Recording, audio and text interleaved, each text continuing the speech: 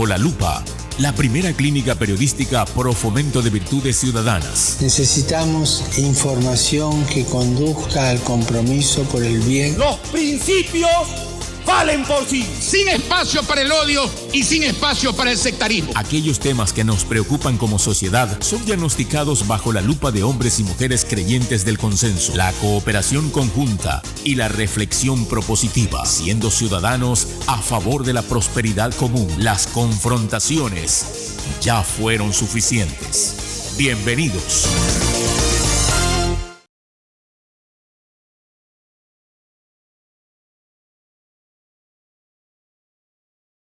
Sentido saludo, querida audiencia de la clínica periodística Ciudadana Bajo la Lupa. Hoy ingresamos el tema de lo que está pasando actualmente respecto a la actuación estatal ecuatoriana, más allá de que si es local o si es estatal central, respecto a luchar en aras de mitigar los contagios de la COVID-19 y el SARS-CoV-2, que es el virus que provoca esa enfermedad. Ya está con nosotros el doctor Rodrigo Enríquez, catedrático, experto en salud pública y epidemiología, investigador de la Universidad de las Américas, UTLA, Ecuador. Bienvenido a Bajo la Lupa. Encantado, un saludo. Gracias a usted, doctor Rodríguez, por atendernos a esta petición de entrevista y sobre todo brindarnos su tiempo. Doctor Rodríguez, entro en materia. Quiero que, por favor, en un par de minutos me pueda usted brindar un escenario de lo que está ocurriendo en el aparato ecuatoriano hoy por hoy, con ya no solamente el virus, sino con una nueva cepa del virus, e inclusive cuando el aparato investigativo de la Universidad de San Francisco de Quito ha señalado que hay 3 contagios de esta nueva cepa. En total son 4, con el paciente 0 ubicado en Babahoyo. Por favor. Bueno, yo creo que estamos ante un panorama en el cual tenemos un Estado en general debilitado, en donde sus instituciones no son capaces de responder de manera adecuada a las necesidades de salud de la población. ¿En qué circunstancias vemos que hay un Estado debilitado? El mismo hecho de que el Estado haya tenido que delegar la secuenciación de estas variantes del SARS-CoV-2 a universidades privadas, en lugar de priorizar la realización de este tipo de investigaciones en el INSPI, que es el Instituto Nacional de Investigación en Salud Pública, el heredero del Instituto Izquieta. Lo segundo es en los cuales el precio de una prueba de PCR es uno de los más altos en la región, y además tenemos un anuncio hecho recientemente en donde quienes sean vocales en las elecciones prácticamente tendrán que cubrir el costo de su propia prueba PCR para poder presentarse el día de las elecciones. Lo otro también es que no vemos que haya mucho interés de mejorar la capacidad de negociación del Estado en la adquisición de insumos, equipos de protección personal, medicamentos o pruebas para controlar mejor la pandemia.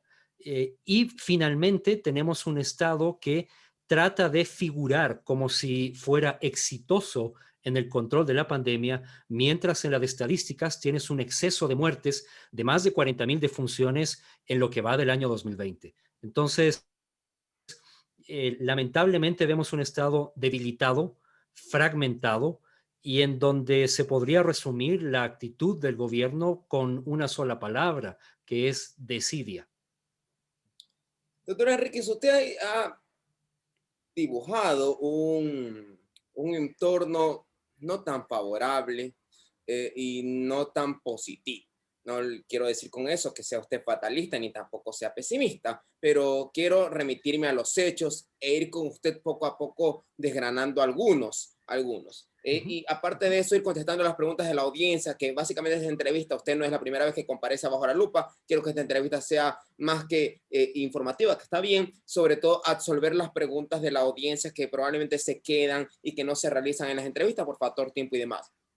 Solamente 2 preguntas de lo que usted ha dicho. La primera, Al hablar de estado fragmentado y debilitado, ¿cree usted que una muestra de eso es que, por un lado, el Estado central busque establecer parámetros?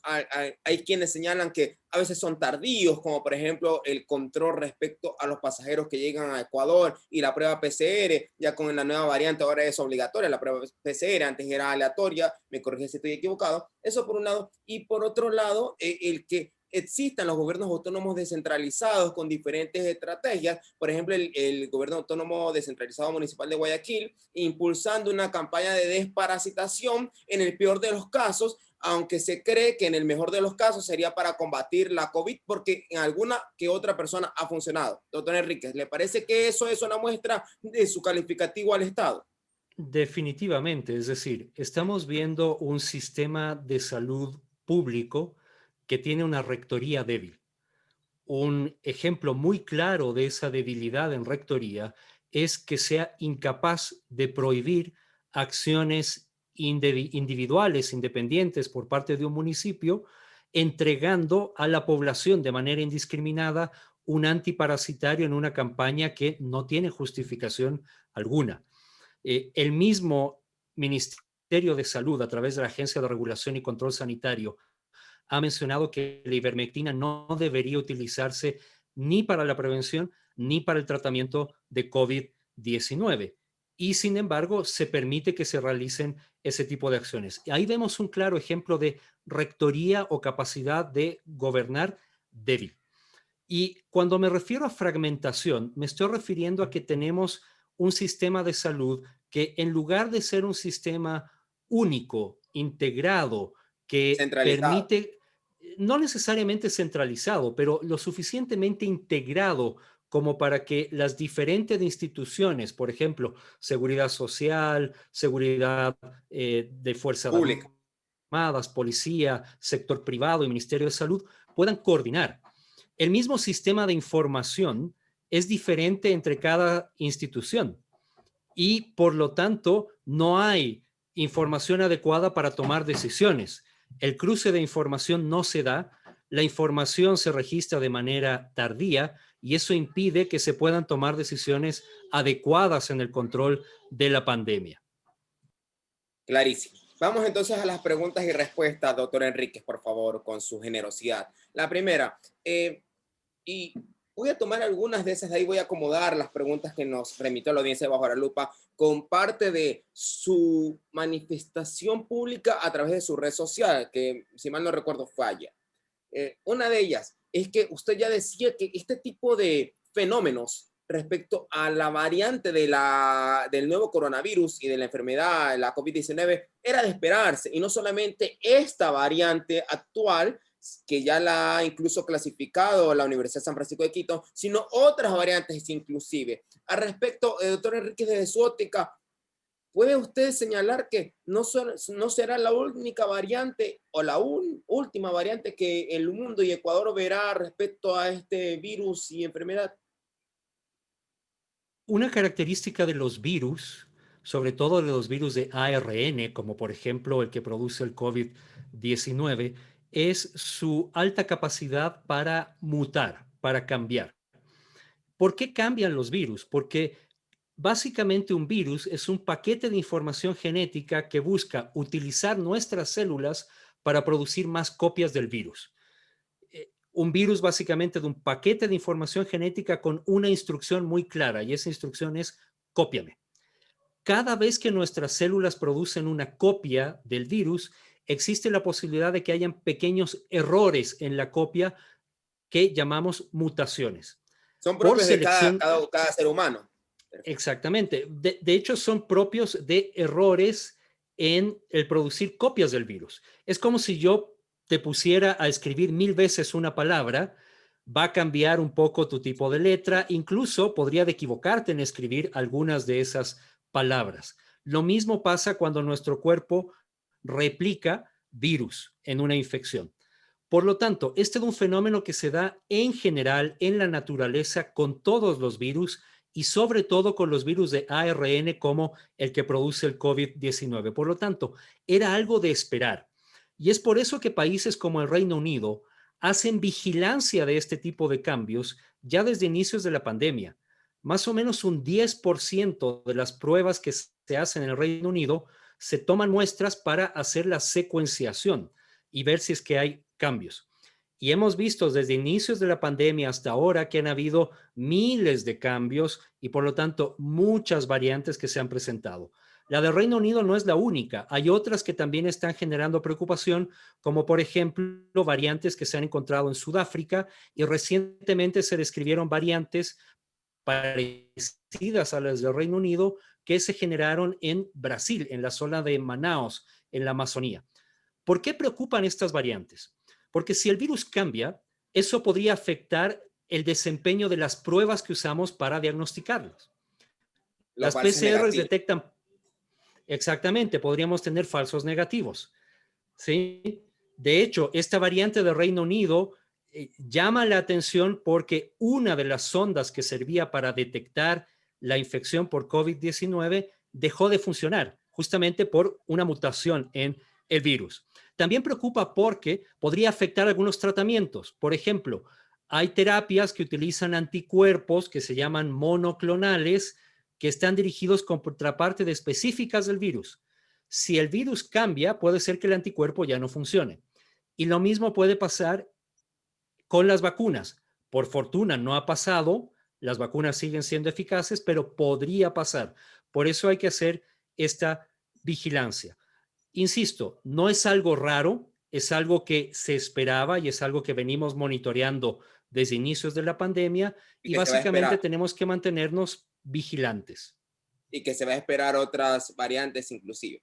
Ya, perfecto. Doctor Enríquez, me preguntan acá, hay una hipótesis del director general de Seguro de Salud, creo que así es el cargo, del doctor López del Instituto Ecuatoriano de Seguridad Social, que antes fue viceministro de Salud. Él señalaba que el paciente cero, que es el que se descubrió hace unos días, se confirmó su diagnóstico de la variante del nuevo coronavirus, para el doctor López, él se contagió aquí, porque señaló que cuando vino, la PCR estaba negativa y posteriormente pues realizó sus actividades y fue después que se descubrió esta nueva variante conforme ya todo el mundo lo conoce. ¿Es correcto aquello o puede ser que esa PCR dio un resultado, un falso negativo? De hecho, es una hipótesis muy plausible. Por el tiempo que pasó desde el momento en el cual esta persona ingresó al país, que era el 12 de diciembre, hasta el momento en el cual se hizo el diagnóstico, es un tiempo demasiado prolongado como para pensar que haya ingresado ya infectado. Por lo tanto, no es descabellado pensar que se haya contagiado ya en Ecuador. Y eso significaría que probablemente esta variante del virus ya ha estado circulando en el país. Esto tampoco es descabellado por el hecho de que esta variante fue descrita ya desde el mes de septiembre en el Reino Unido. Y puede ser que recién la estamos descubriendo porque estamos buscándola. Pero si ya estuvo circulando meses antes, no sería raro pensar que el contagio pudo haberse dado ya en el país y no necesariamente haber sido un caso importado desde fuera del país. Suena lógico, ¿no? Y de paso, creo que la agravante con el paciente, entre comillas, cero, según lo que usted me está diciendo, es que el paciente tuvo escala en Reino Unido. Entonces, atan cabos y dicen, perfecto, hay una inclinación a que él sea el paciente cero, pero la hipótesis del seguro del Instituto Ecuatoriano de Seguridad Social es que no, el señor ya estuvo aquí y probablemente aquí fue que se contagió. Más que probable, para ellos es que se contagió aquí. Pero bueno. Es probable. No podemos decirlo a ciencia cierta, pero de hecho es algo posible. Doctor Enríquez, usted ayer se dirigió al presidente Moreno de manera explícita y directa, haciéndole un exhorto respecto a lo que hay que hacer prácticamente. Si usted fuera el asesor del presidente Moreno, más allá de eso, si usted fuera el ministro de Salud del presidente Moreno, ¿qué le diría en este momento al presidente Moreno? Mire, ¿sabe qué? El presidente lo llama a Rodrigo Enríquez y le dice, tengo todo esto, ¿qué hago? Por favor, doctor Enríquez, ¿qué le diría?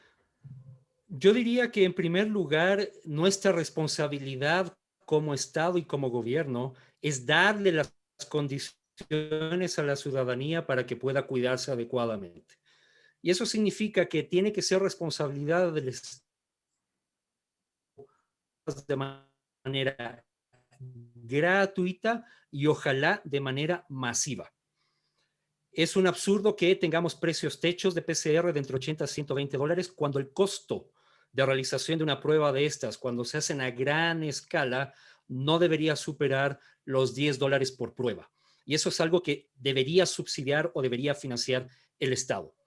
Es muy importante además utilizar la capacidad instalada que en este momento tenemos desperdiciada.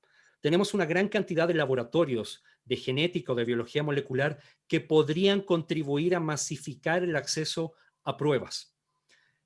Tenemos también la posibilidad de negociar la importación directa y negociar directamente con países como China, Estados Unidos, Corea, Holanda y otros, la importación de pruebas rápidas de antígeno. La gran ventaja que tienen las pruebas rápidas de antígeno es que no requieres de un laboratorio muy complejo como los que se necesitan para hacer PCR. El precio de estas pruebas es menor de 15 dólares en el mercado, lo cual quiere decir que si tú lo negocias a gran escala con compras masivas, tú podrías conseguir probablemente esas mismas pruebas a 5 dólares o menos. Y eso te permitiría que las personas pueden hacerse pruebas frecuentemente para saber si se han infectado o no y de esa manera cortar la cadena de contagios y de transmisión. Si hiciéramos eso, ya tendríamos un control mucho mejor de esta epidemia. Y la otra cosa es que si incluso quisiéramos seguir haciendo PCRs, tú también puedes aplicar estrategias de acopio de muestras. En inglés hablamos de pooling de muestras. ¿Qué significa esto? Que tú utilizas una misma reacción de PCR para colocar las muestras de varias personas a la vez. Tú podrías, por ejemplo, ir a hacer muestreos en todos los trabajadores de un mercado o de una empresa de construcción y juntas muestras de varias personas en una sola reacción. Si esa reacción te dio negativo, sabes que todos los que se hicieron la prueba eran negativos. No tengo que repetirla. Y solo repito si es que da positivo. Eso te permite cubrir a mayor población en menor tiempo y de manera más barata. Es decir, hay muchas cosas que se pueden hacer que dependen de decisión política y que no se están haciendo. Sí, ya no fuera usted ministro de Salud, sino que fuera asesor presidencial y el presidente Moreno le dice, Rodrigo Enríquez, ¿qué estoy haciendo mal? Dime algunos puntos que los que estoy haciendo mal y debo de parar. ¿Qué le diría usted? En primer lugar, yo creo que la transparencia en este tipo de situaciones es clave. No podemos enviar mensajes equivocados en los cuales, por un lado, estamos diciendo que hemos sido uno de los países más exitosos en control de la pandemia, mientras la realidad y las cifras nos dicen lo contrario. Es una situación dolorosa, hay un costo político, pero decir la verdad a la larga tiene muchas más ventajas. Lo otro es que vale la pena fortalecer lo público. Lamentablemente hemos visto en los últimos años desinversión en lo público y un debilitamiento de la respuesta pública, sobre todo en el sector salud, qué decir en educación.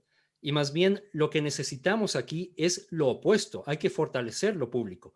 Y lo último que hay que hacer es fortalecer los pisos de protección social. ¿Por qué falló el confinamiento a inicios de la pandemia?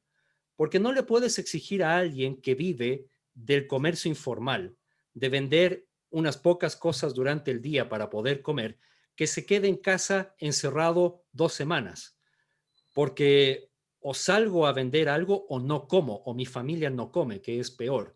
Por lo tanto, si tú no mejoras las intervenciones de seguridad social, una renta básica, seguros de desempleo, canastas familiares con alimentos, por lo menos para que se puedan mantener en aislamiento, ninguna estrategia de confinamiento va a funcionar. Y eso es lo que han hecho países. Incluso Estados Unidos ha tenido que dar algún tipo de renta básica o seguro de desempleo para tratar de mejorar su control de la pandemia. Por lo tanto, ni siquiera hemos estado haciendo lo que están haciendo países que a veces muchos de nuestros políticos admiran. Clarísimo. Algunas otras preguntas se me quedan y se las voy a realizar y le pido por favor y abuso de su poder de concisión para evacuarla lo más que se pueda. La primera, hoy vimos quizás una muestra más de ese eco de la población que dice, presidente Moreno, creo que el ministro que usted ha escogido no es el adecuado. Y digo por qué. La vocería del ministro en el Consejo Nacional Electoral, que señaló primero que es necesario para los miembros de las juntas receptoras del voto una prueba PCR, y en la tarde, después de todo lo que ocurrió, el ministerio dijo que ya no era así, que sí iban a realizar las pruebas rápidas, cuando en la mañana el propio viceministro dijo que no le iban a realizar porque era un asunto prácticamente inmanejable. Rodrigo Enríquez, hay que cambiar al ministro de Salud y a los personeros que están haciendo la gestión de representación, o probablemente que solo afinar los temas de comunicación.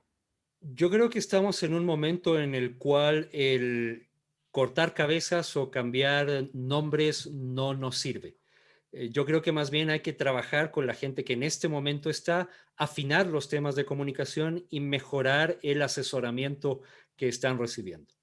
En su momento, yo recuerdo en su momento lo grave de la pandemia, aunque no sé si ahora lo que estamos viviendo sea grave, pero en su momento lo grave, marzo, abril, mayo, recuerdo que usted y algunos colegas creo que difundieron que el gobierno nacional les pedía asesoramiento y ustedes libremente lo hacían y le decían, sabe que esta era la ruta. ¿Actualmente eso se hace o no se hace según su conocimiento?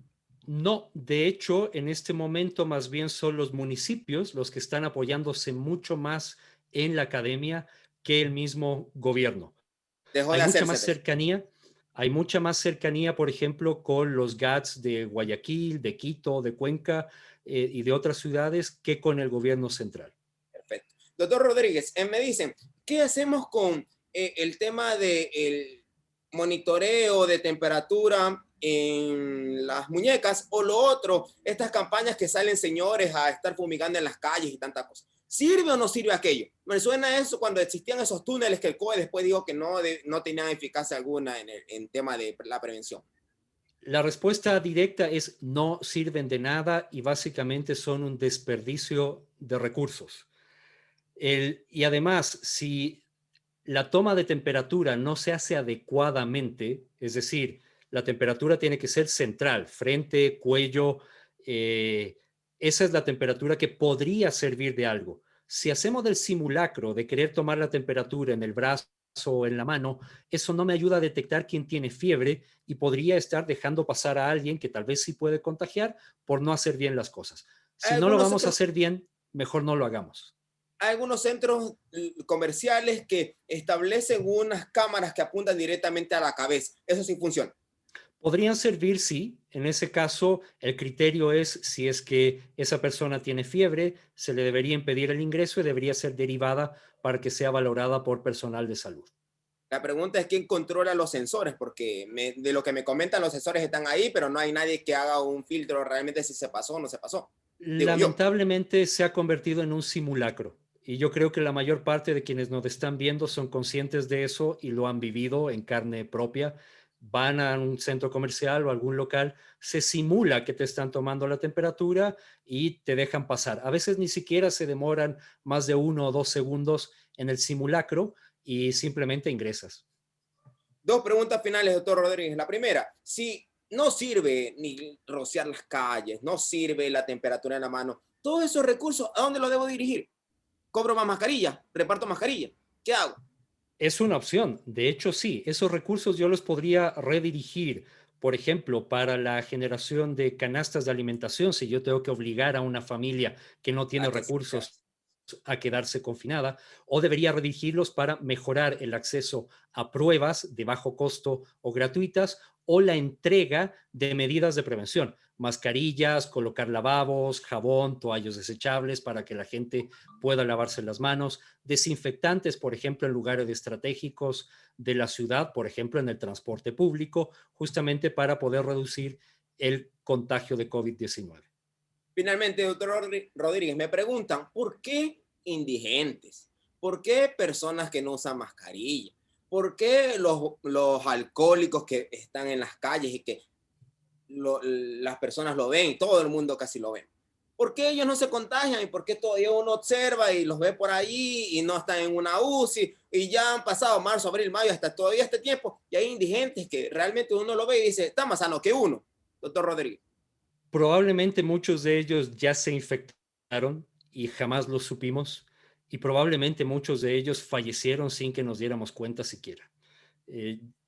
Yo creo que no necesariamente están en mejores condiciones que nosotros, ni son menos vulnerables, al contrario, normalmente son más vulnerables, pero como son población desatendida y muchas veces olvidada, muchas veces no nos damos cuenta de las penurias que pueden estar pasando. Y que duele a todos nosotros, ¿no? Y que uno siempre mira, al menos uno desde su posición, dice, ¿cómo puedo ayudar más allá de lo que yo y mi situación me permite dar? Recuerda a mi abuelo que decía, más da el que menos tiene, ¿no? Doctor Rodríguez, a esta cámara, por favor, si yo le digo que en un minuto se dirija a la población y le dijera qué tiene que hacer o qué tiene que actuar para, si es que bendito Dios todavía no tiene el virus, no lo tenga. Y si es que ya lo tuvo, ¿sabe qué? No contagiará a su familia ni a sus amigos. ¿Qué le diría? El mensaje más importante es usar de manera correcta y consistente la mascarilla. Incluso si usted se está reuniendo con su amigo o con su familiar que no ha visto en los últimos días, no se confíe por el hecho de que es alguien cercano. Use mascarilla. Es la mejor forma en este momento de reducir el riesgo de contagiarnos de COVID-19. Gracias, doctor Rodrigo Enríquez, y catedrático e investigador de salud pública y epidemiología de la Universidad de las Américas, UT del Ecuador, por haber comparecido a la clínica periodística Ciudadana Bajo la Lupa y orientarnos con esos conceptos que obviamente vienen del aparato científico y académico. Sígase cuidando. Gracias por esos aportes que está haciendo a la sociedad desde el ámbito de la objetividad, rigurosidad y pertinencia. Y que tenga buena noche. Igualmente, un saludo a todos y a cuidarse.